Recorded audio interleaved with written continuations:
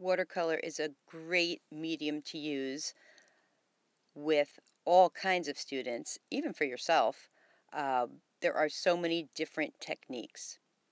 So I'm going to show you a few here, and I'm going to fess up and let you know that the wet on dry that I'm demonstrating right now, I kind of messed up because I added way too much water. So I'm just going to let this go, and you can see that it's all bleeding together, which was not my intent, but I will fix that later, you'll see.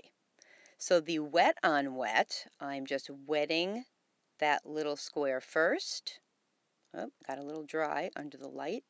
And then I'm adding some different colors on top, and they bleed together beautifully. And I was pointing out that I did that on the other one by mistake. Anyway, the next is using salt. So I'm putting some color down first, and then actually sprinkling some kosher salt on the top, and you can see how the salt draws some of the paint to different places. It makes an interesting effect. We'll see when that's dry.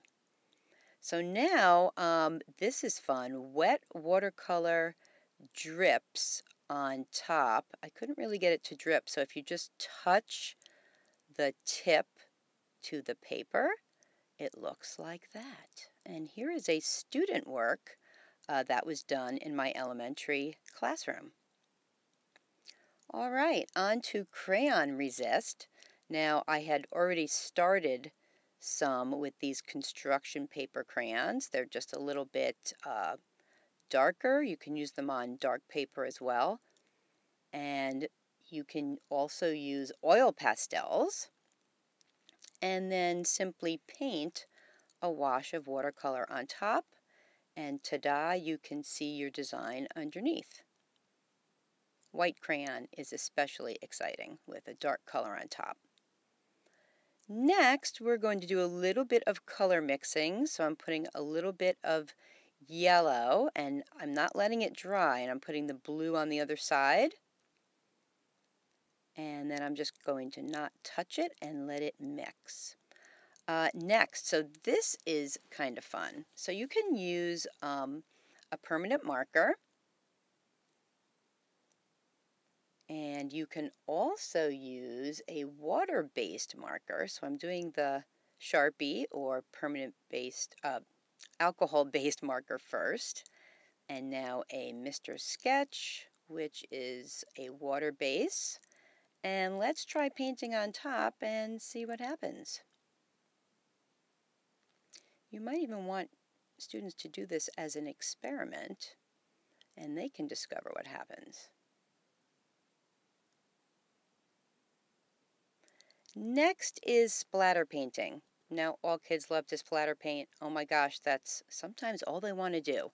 So I made a little mask for this demonstration. You have to show the students how you do it in a controlled manner. If they're not shown how to do it in a controlled manner, they can get very excited and have very large movements, and you'll have lots of kids with polka dots all over them.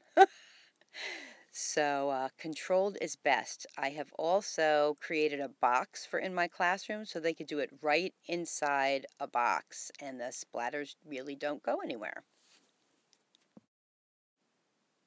Okay, the samples have had a chance to dry. I'm going to rub the kosher salt off of this. You can also leave it on if you'd like for the texture. So now, remember I said I messed up my wet on dry. So one neat thing about watercolor, another neat thing, is you can paint on top. You can have many layers. So I'm just putting some different dots on top of this dry painting to show you that you can do a lot more controlled work, and how the dry paint or how the wet paint will look on the dry surface. And there you go. 8 different techniques you can use with watercolor with your students.